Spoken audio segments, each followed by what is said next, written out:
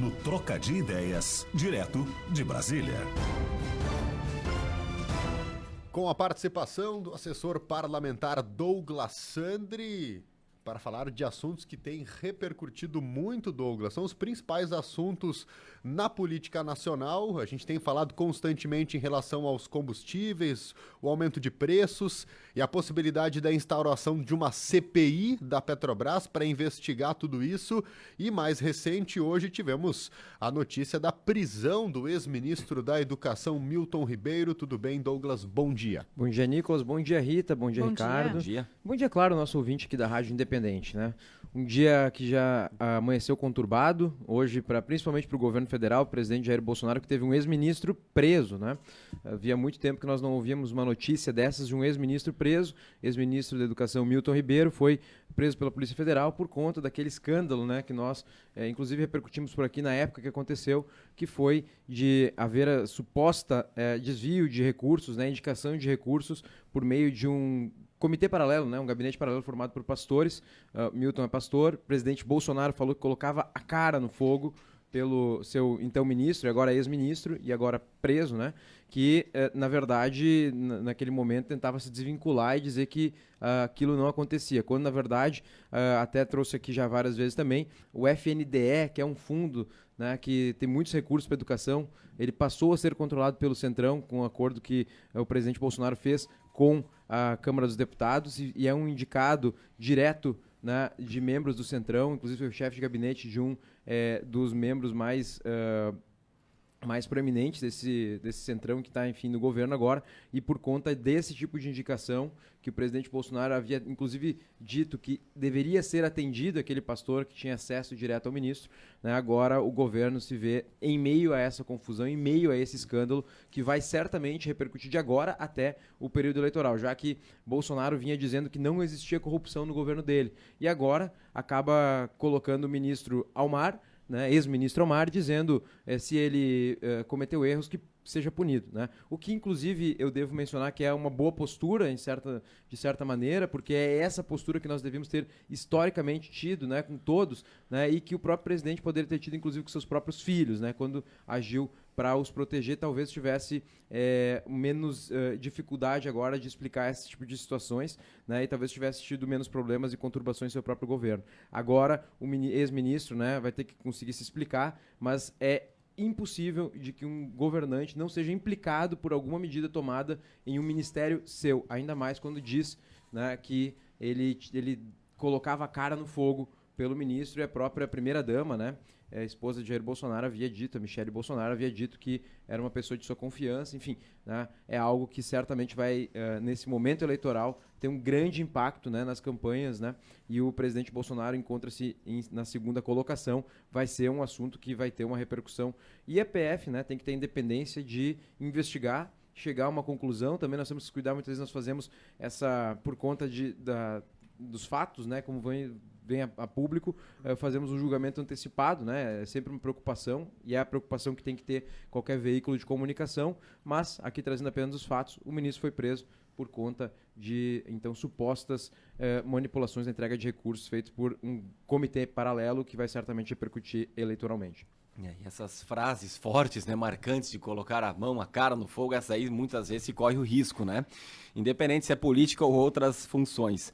E a Petrobras ainda, a CPI, tem troca a todo momento, a questão do diesel muito elevado, gasolina subindo também. O que dá para falar sobre a CPI da Petrobras? Toda vez que a Duda Ferrari entra em contato, ela que produz o programa aqui, eu penso qual que vai ser o assunto, né? E ultimamente eu deixo escrito Petrobras lá, porque a gente vai falar de Petrobras, né? E falamos de Petrobras por quê? Porque a Petrobras, ela é a monopolista, né, em combustíveis no Brasil, e é monopolista porque existia primeiro uma lei, ela foi criada para ser monopolista, essa lei foi quebrada, né, em 98 pelo então presidente Fernando Henrique Cardoso, numa votação no Congresso, mas nunca foi de fato quebrada. Então, apesar de não ser mais na lei, ela é de fato, porque ela tem todo o refino na mão, ela tem toda... Antes ela tinha toda a exploração de petróleo, agora foi uma coisa que também mudou só agora no governo Bolsonaro, que é a competição também não é obrigada a Petrobras a dar o primeiro lance, né, quando tem uma nova descoberta de campos de petróleo, enfim. E por conta disso, a Petrobras acaba tendo um tamanho menor que grandes petroleiras internacionais, né, a exemplo da Shell, por exemplo, podem ser outras aqui para não ficar mencionando todos os nomes, mas ela tem um lucro maior que essas petroleiras. Né? Por quê? Porque ela tem um monopólio. E agora o governo reage de uma maneira que eu nunca havia visto, e eu acho que não tem nenhum livro aí de ciência política. O governo pediu uma CPI para si mesmo, contra o próprio governo, já que é o governo que indica os diretores da Petrobras. E aí começa a nascer o perigo. 7 dos 11, né? Algo assim, né? O quê? São 11 diretores da Petrobras. Ah, sim, daí tem a proporcionalidade de indicação, mas assim, a maior parte das indicações é por conta da participação no Conselho de Administração, né? Isso aí. Mas assim, de fato, o governo é quem indica o presidente, que é o que acaba dando as diretrizes do trabalho e a maior parte dos seus diretores. Então, é muito curioso que o próprio governo que indica os diretores acaba promovendo uma investigação. Contra ele próprio. Contra ele próprio, né? E uma CPI é uma frase em Brasília que eu ouvi a todo tempo, sempre que se falava em CPI. CPI você sabe mais ou menos como começa, mas nunca sabe como termina.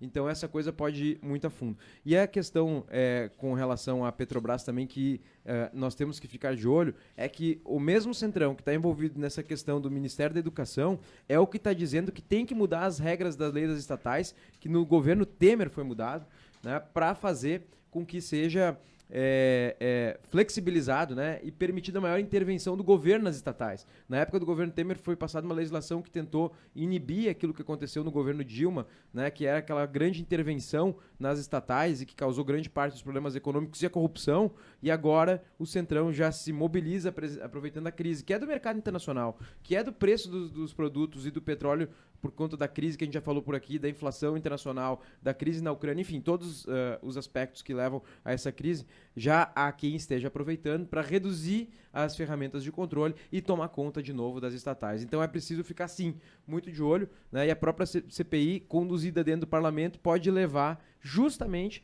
a esse tipo de construção. Pode ser usado como ferramenta política pelos próprios membros do Centrão que querem voltar a abocanhar nacos, né, das estatais que, pelo menos por hora que se tem notícia, eles não estão conseguindo indicar diretores. E a gente espera que assim continue, que não haja intervenção das estatais e, na minha opinião, que as estatais sejam todas privatizadas, inclusive a Petrobras, para que acabe, né, e tem que se fazer de maneira que acabe esse monopólio que ela tem e o lucro que é excessivo se comparado com outras empresas do mesmo setor, e só existe esse lucro porque ela é hoje monopolista. Ministro Paulo Guedes chegou até a declarar essa semana de que uma privatização da Petrobras poderia ser para a criação de um fundo para a erradicação da pobreza no Brasil. A gente deve ter a mudança, então, do presidente da Petrobras.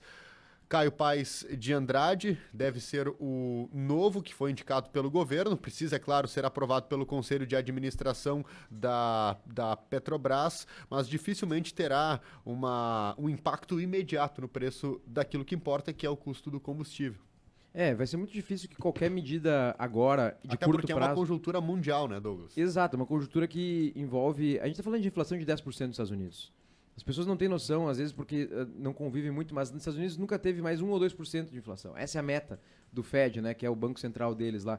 Então, nós estamos vivendo um momento, uma conjuntura mundial, em que o preço das commodities está disparando. E como foi... Para ter noção, todo o dinheiro que circula na economia americana, tá? No ano passado foi emitido o equivalente a tudo que já tinha sido emitido até então antes. E emissão de dinheiro significa inflação. Quer dizer, há uma grande inflação no mundo inteiro. E as commodities, e o petróleo é um caso desse, vão subir também. Aí a gente vê aqui o preço do leite chegando a 6 ou 7 reais nas gôndolas, né? É, na verdade, a única forma de garantir que o nosso produtor continue produzindo. Eu tenho andado no Vale do Taquari, o que eu tenho visto de gente que produz leite dizendo eu não vou mais trabalhar com leite. E gente que transporta leite, que assim tem carreta de transporte de leite, que é gente estruturada dizendo eu quero deixar de transportar leite. Quer dizer, se nós não tivéssemos essa correção no preço final ao consumidor, não poderíamos remunerar toda a cadeia. E é isso, na verdade, que está acontecendo. Quando a gente tem essa inflação desse tamanho galopante, desestabiliza toda a economia, desorganiza toda a cadeia de produção. E aí impacta lá na demanda, né? Porque a pessoa do ministro tem uma grande demanda, depois não tem mais dinheiro, e o cara que vai produzir não consegue produzir mais nos custos anteriores, e aí desorganiza toda a economia. É o que nós estamos vivendo agora. Então, apesar de que seja importante fazermos reformas e privatizar a Petrobras, tirar a ineficiência que ela tem da competitividade, de maneira geral, assim, isso também teria alcance limitado. Por quê? Porque o mercado internacional também está com os preços sobrelevados e até que a gente organize de novo as cadeias do mundo com a redução da inflação no mundo e o fim dessa guerra na Ucrânia, que a gente espera que aconteça o mais breve possível, a gente vai ter um pouquinho mais de instabilidade. Douglas, muito obrigada. Mais informações também no independente.com.br, também nas tuas redes sociais. É isso aí, me segue no @DouglasSandri e eu vou aproveitar aqui para mandar um abraço para a turma que eu encontrei lá no Tutti Fratelli, que diz que acompanha a nossa programação aqui, que acompanha o Direto de Brasília, também me acompanha no Contraponto às sextas-feiras, eu quero agradecer. E semana que vem deve ser a minha última participação aqui por conta da exigência legal que eu me desincompatibilize, né? Não posso mais estar aqui apresentando programas de rádio, porque já é de conhecimento de todos que eu devo concorrer a deputado estadual esse ano. Então, semana que vem vamos ter um retrospecto aí do que nós apresentamos nos últimos anos do Direto de Brasília e até a semana que vem. Muito legal. Valeu. Douglas Sandri, assessor parlamentar, conversando conosco aqui no